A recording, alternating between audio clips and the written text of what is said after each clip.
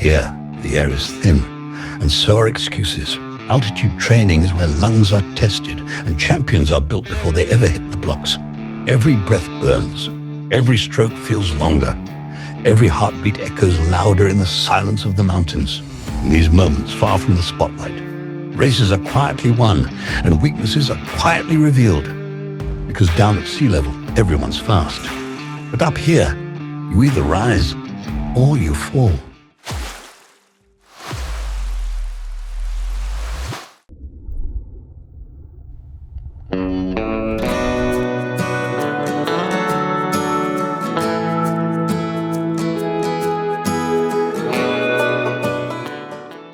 Well, first of all, welcome Dan and welcome viewers.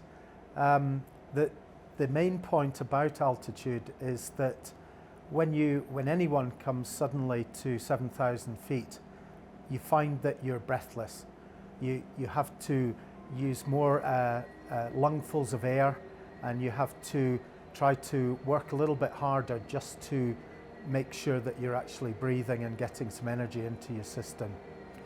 And it's that restriction that we're actually looking for as a challenge and as an extra stressor for the body when we're swimming. So normally at sea level, you might swim at a certain pace and you have a certain heart rate and a certain breathing rate. When you go to altitude, all of a sudden your heart rate goes up and your breathing rate goes up. And if, for instance, you're swimming at 110 pace per 100 meters, all of a sudden at altitude, to do that 110, your heart rate is maybe 10 or 15 beats higher. The other way of looking at it is you stay at the same heart rate and you, instead of doing 110s, you're swimming at about 114, 115 pace. So it's that extra stress at altitude that we want to get. What we find over 3 weeks is that the body gets better at, gets more used to being able to cope with that stress, and the body actually gets better and better at doing that, almost to the same level as they were at sea level. Now the benefit to us is when you come down, all of a sudden that stress is taken away and you can actually swim faster, or you can swim at the same pace for less heart rate. So that's the specific adaptation that we're looking for, really. It allows you to be fitter and it allows you to be better at your training once you've finished your altitude block. Well, the first thing is that when we get to altitude, the body identifies this problem that it needs to get more oxygen into the system. It has to work harder to achieve that. And by doing that, the body will do a number of things. It'll increase its breathing rate, its heart rate at a given intensity, but also from a metabolic or a systemic point of view, the blood makes some changes as well. The body's very attuned to making automatic differences, and one of them is to fire the receptors which say, please make some more red blood cells. Red blood cells are the units within the blood that actually bind to oxygen and help transport it through to the working muscles. And if we have more red blood cells, then we've got more ability to get the oxygen to the red blood cells from especially in endurance exercise. So it's that particular stress that we're looking for that stimulates the body, and it's the overall hemoglobin content in the blood from the red blood cells that give us our oxygen carrying capacity and therefore an improvement in performance. How long does it usually take before the body begins to adapt? So there's various phases. The first thing is that the stimulus occurs immediately and the body makes some reaction immediately. But in terms of us getting some improvements and some significant increases in red blood cells, then it's probably 3 or 4 days until we see some sort of difference, and we perhaps get some sort of improvement in performance after about a week. Now we carry that on for the 3 weeks, and then we see a significant difference. As I said, despite all the extra environmental stress, we get back to a sea level performance level by the end of 3 weeks. Then when we come back down, we have different time frames for improvements in performance. And because of these physiological changes and improvements, we get a real bonus, a real boost within the first 3 or 4 days on returning from sea level. The other thing is that with travel and things like that, we're also a little bit tired. So although we get some of those improvements, we then use those improvements to train better, train harder, train for longer in the next few weeks after altitude. And then we get this kind of coming together of benefits after about 3 weeks. And so a lot of people come down after altitude and try and race 3 weeks later, and then they get the multitude of different performance benefits at that meet. I heard you moved out to South Carolina just like you always said we would. And packed your bags in that old 4Runner that I bought you when things were good.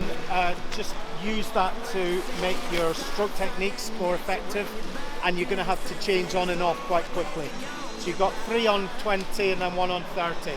Straight off, and then you're into the 200. Okay, we'll take fly in the 75 yeah.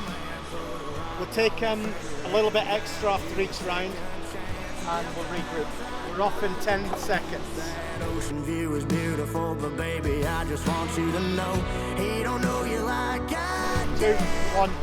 I'm on its talks, but I ain't. Okay, 400 this time. Below white.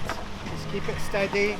Good skills, good turns. Around your finger 1 second, it's a blessing, and the next it's already gone. I'm broken heart, I'm walking. Okay, this is the kick bit.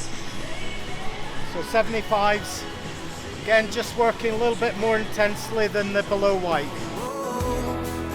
You don't wanna fall in love. Let's pick up a bit on the last one, descending the 4th one.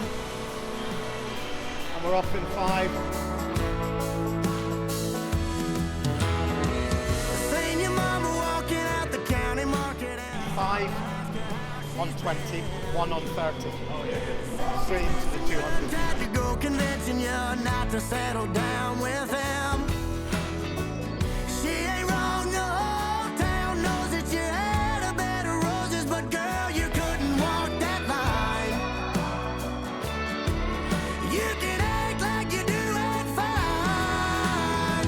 'Cause love's a smoke ring wrapped around your finger. 1 second, it's a blessing, and the next it's already gone. I'm broken heart, I'm a walking testimony. My confession is a lesson that I'm pouring out in this song. Oh, oh, oh, oh, oh, oh. You don't wanna fall in love. I think like we've been this our 4th time in Flagstaff, so we're quite used to it. But we don't even think it's like a very Western town, hence cowboy hats. But that's what when I first came here, my first time, it was like it's very Western. I think it was freezing the first time we came here. Pretty sure we got down to minus 10 degrees Celsius when we were here the other time. But it's quite warm now, so it's quite nice to get a bit of a tan. How did the altitude hit you that first day? Honestly, like I feel like the first day it's not too bad. Yeah, we say it's worse here than it is in Sierra Nevada, where even though it's higher, we think because the chlorine's a higher concentration in the pool, it makes it harder to breathe. But it doesn't really hit you until you're at the pool more, or when you're eating dinner, or when you're talking. It's actually like kind of you gotta take big breaks. What's been the biggest adjustment outside of training itself? Honestly, for us when we're not training, it's about like sleep. Sleep is like the hardest thing at altitude. Everybody struggles to sleep, especially because we've got an 8-hour time difference to do. It makes it a lot harder trying to adapt for altitude and adapt the time difference at the same time. So that's the hardest part. And also eating. Eating at altitude gets quite hard. We're doing so many meters that like you have to eat a lot of calories and carbohydrates. Otherwise, you're not going to be able to survive the challenge that we're competing in at the moment. But I don't know. It's quite hard to eat. Mm-hmm. How does being here feel different from training at sea level, just in your body and mind? I'd say that the difference really is it's a lot more challenging being at altitude in terms of like the aerobic element. It's very like tough on the lungs when you're training, compared to sea level, where it's a lot easier for us to breathe at sea level. But I guess it all comes into a part at the end when you go back to sea level, it's going to be even easier to breathe there. So you can't just think of that it's going to be way easier when I get home. How has your training plan changed since arriving here? Well, to be honest, we were on a little holiday in Belgium where before we came to altitude. We're training with Lucas Henberg, and we got some great advice from his dad, who's been to many Olympics. Yeah, and we were like, you know, I was coming here, I was going to be like, I want to do, I don't know, 70k a week, and then we decided that we're going for this challenge of 100k a week for 3 weeks. So it kind of changed dramatically when we got here. What kind of dryland work are you focusing on? And how does it connect with your goals in the pool? At the moment, we're doing 2 gym sessions, 2 swim sessions, and mostly it's just the same as what we did at home in our gym, but maybe a bit less intensity and more work on the shoulders in the gym, because we're working quite long days in the pool. I think most sessions are 2.5 hours actually in the pool, and it's more like that. And then the core sessions is just the same as we do at home, just maybe like 45 seconds on, 15 off, maybe like 10 exercises. That's kind of what we're doing. How do you adjust intensity when everything feels harder than usual? Yeah, honestly, altitude's kind of a mixed bag in terms of how much intensity you should do. It's different for every person, but when we're here, we're trying to keep our heart rates below 150 because we're doing that amount of volume. And when we do put intensity in, we're only going to red at the max threshold level. Otherwise, we would be definitely hurting a lot after each 10K. Are there moments in a session where you have to mentally reset more often than usual? Oh yeah, this morning we had a session. It's not one of the long rep aerobic sessions, to be honest. I felt like we took quite a lot of rest this morning because I felt like everybody was struggling mentally.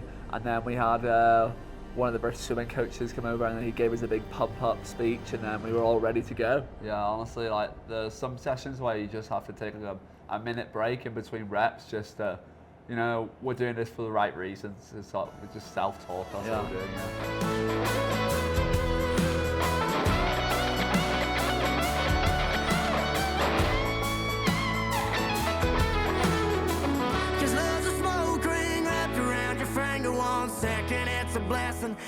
So we just finished our session for the morning, and now we're about to have lunch. It's about 12:30, and we've got some bagels, so we're about to dig in.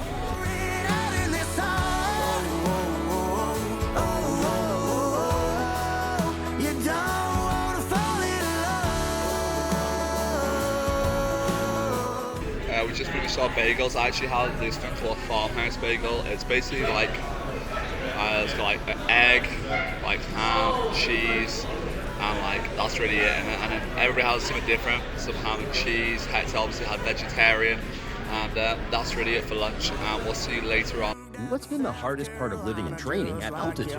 Living is more that we're in the same room for 3 weeks in a hotel room. That's quite hard. Yeah. But I don't think it's too bad. I quite enjoy it here. We found new things. Every time we've come here, we found something new to do. Yeah. So this time we kind of went and explored a bit more around Flagstaff at the weekend. We met some new people. We met some of the NAU women's swim team. They took us a tour around Flagstaff. They brought us to all the best restaurants, the best place to go line and swing dancing.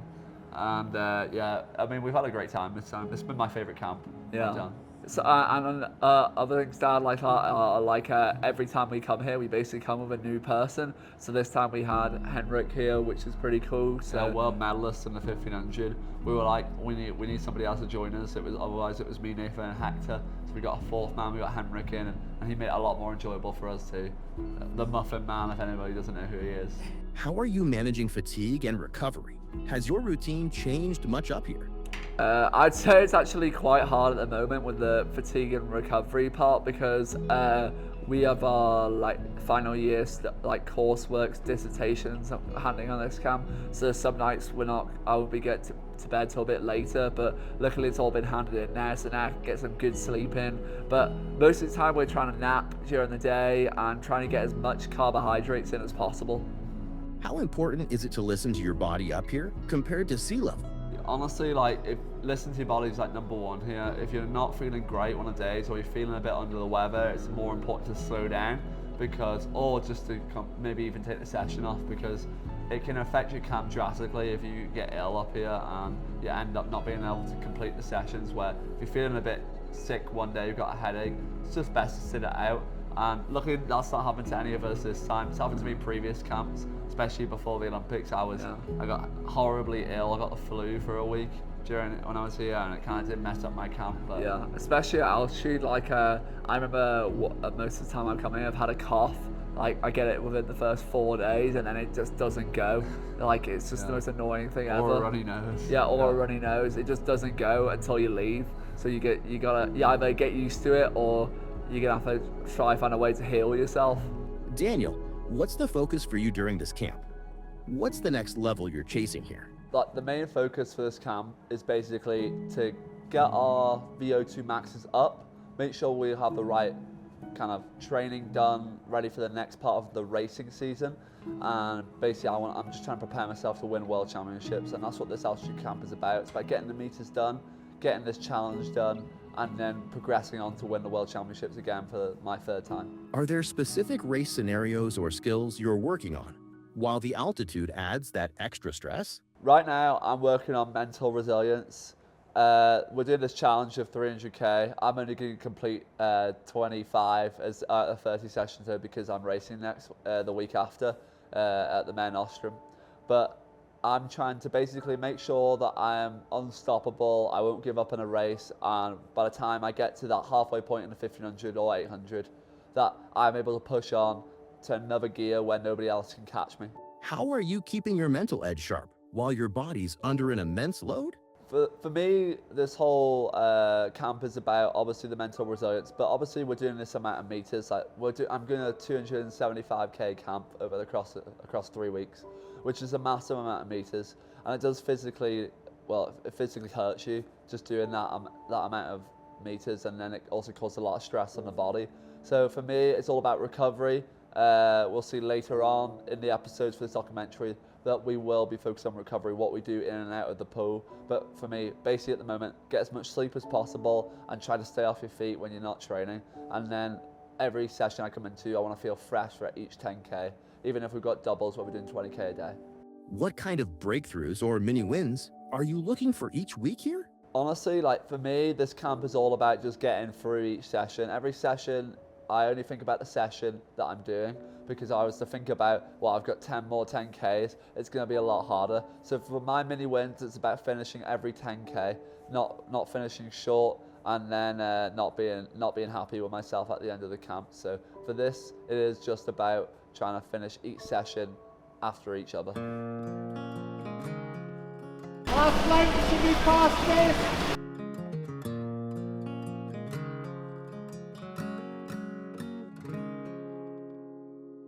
We've been swinging and missing.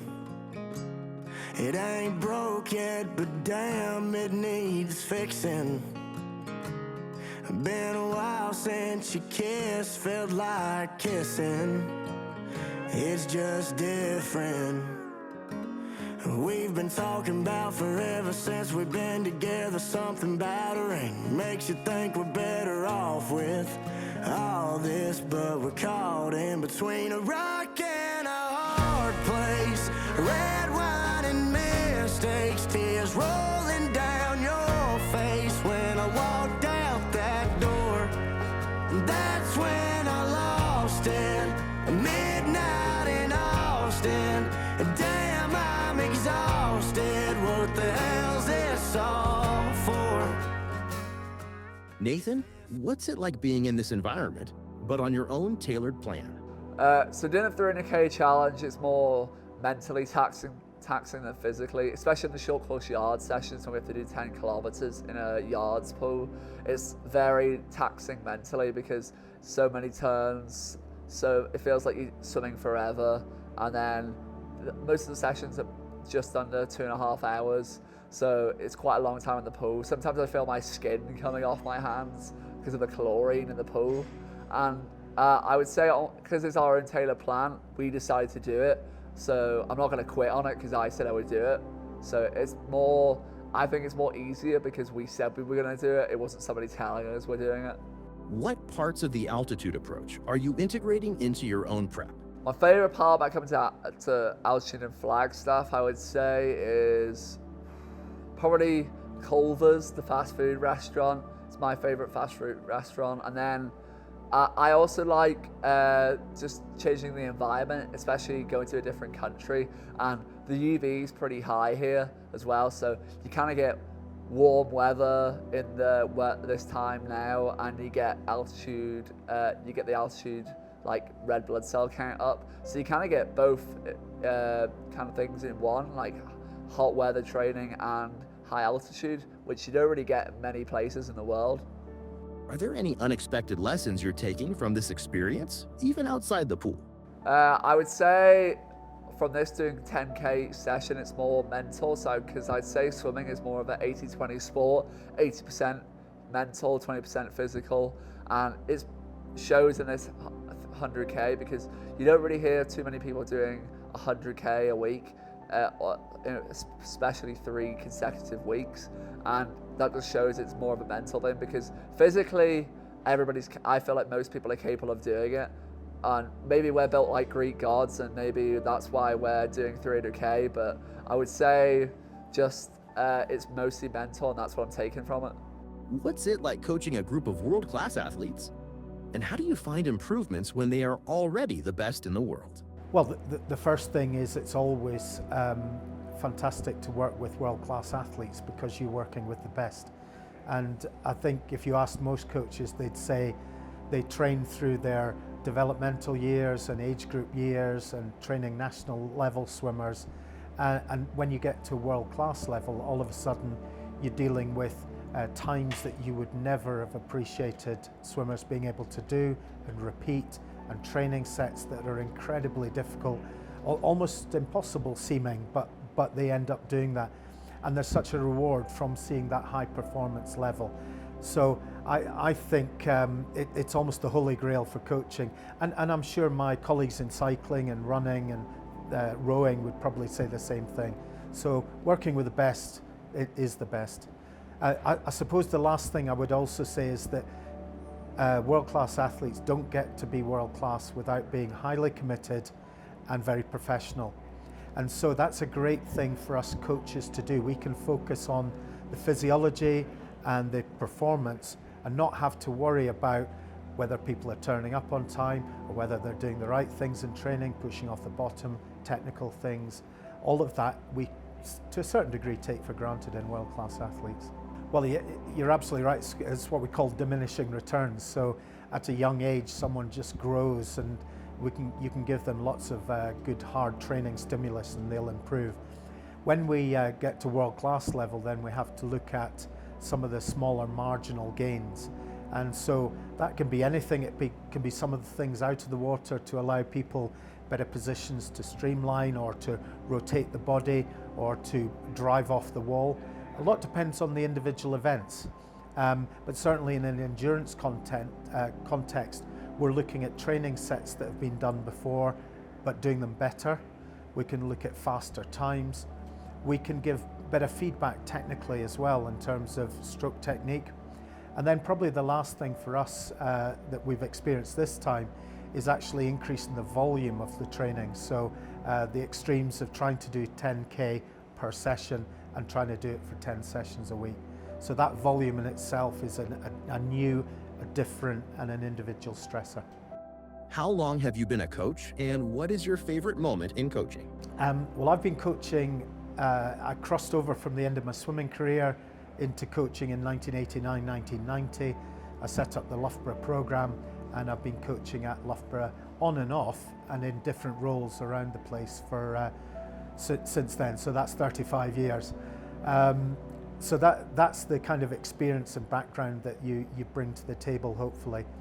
I will not give you one particular one because they're first equal, but I've been very fortunate to work closely with, as a coach and a sports scientist, with Rebecca Adlington, with Adam Peaty, and with yourself, Dan Wiffen.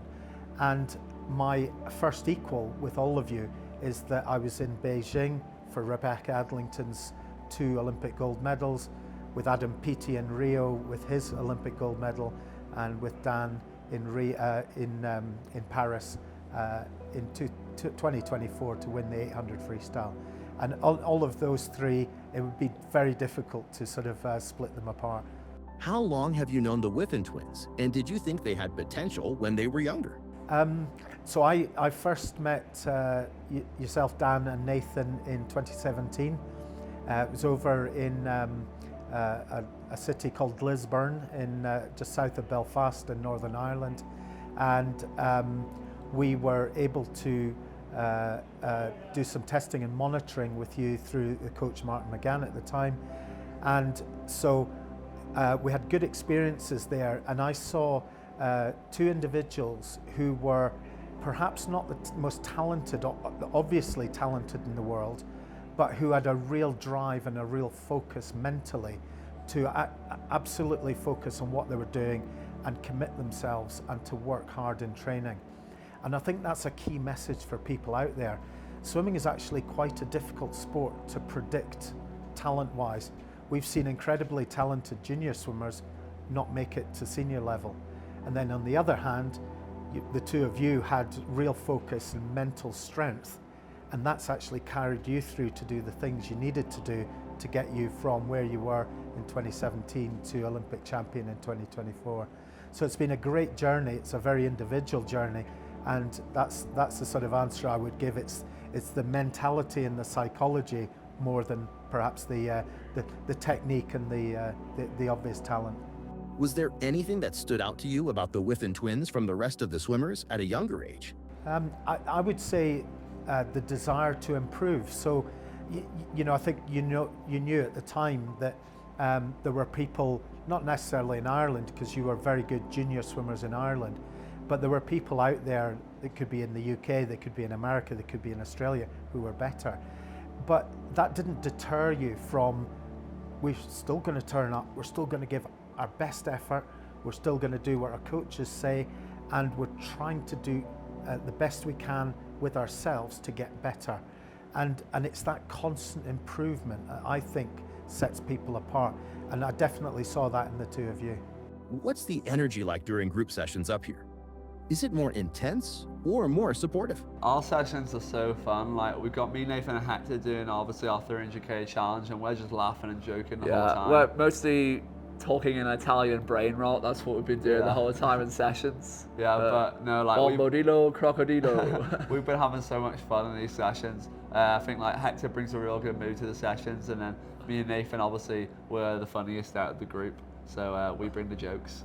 How important is the team dynamic when everyone's a bit tired and pushed to their limits? Yeah, honestly, like most of the time when we're up here, we normally fall out with each other because of obviously everybody's living together for 3 weeks and we're all doing the same thing. We're never really apart. So when we are training up here, it does get a bit tough. But this time we've been loving it. We've been, nobody's had any arguments. Everybody's happy. Not yet, anyway. We're not yet. We still got a couple of days left, but we've been having such a good time. I think it's because we're all trying to do this challenge together and nobody's doing separate things. We're all doing the same thing, so it makes it a lot easier. Can you share a moment from camp that really captured the spirit of the group? I reckon, to be honest, the thing that kept the spirits up was the swinger line dancing on a Wednesday. Yeah. That really, I think that got everybody going, especially me, Daniel, Henrik, and Hector doing it. We kind of all learned to do it together, and then I feel like it just kind of brought us closer together and it made it a bit more fun. Yeah. And something to talk about during the sessions. Yeah, that was definitely the moment of the camp. How do you help keep each other going when the altitude grind gets tough? Honestly, for us to keep going, it's just about talking to each other. We all feel the same way. Like every time we send a session, oh, I'm feeling this really tough, I'm really struggling. Nathan feels it, Hector feels it, we all feel it, so we're all in the same boat together, which makes it it's quite important, to be honest, because we're all feeling the same emotions and we help each other to get over it. If you had to describe Flagstaff in one word or feeling, what would it be? I think, honestly, if you'd asked me unusual is the term. You'd say unusual. If you'd asked me this question before this camp, I would have said horrible. But I actually would say this has been very enjoyable. Enjoyable. I would say unusual is mine. Yeah. What do you do in Flagstaff when you aren't swimming? We play golf. We play a lot of golf. Yeah. We're big golfers. Thanks to Lucas Henvo getting us into it nearly a year ago now. We are slowly improving as well. But what else do we do? We obviously talk about the swing line dancing. We go out to dinner, go out for lunch. That's what we do. We just basically do a normal life just up altitude. I feel like we're nearly dedicated PGA golfers now, bringing our golf bags onto a swimming camp. Yeah. What's your go-to food spot in Flagstaff? The best place I like to go, for lunch is Culver's, the fast food restaurant. It's my favourite fast food. They make the best burgers. In terms of, and then if we're going for like a more formal dinner, it would be Pizza Clatter. Or Dark Sky Brewery. Or Dark Sky Brewery. Yeah, I love Biff's Bagels as well. For lunch, yeah. Biff's Bagels, they do a great cream cheese. If you ever here, get the honey and walnut cream cheese. Incredible. Where it mends or it breaks between a rock and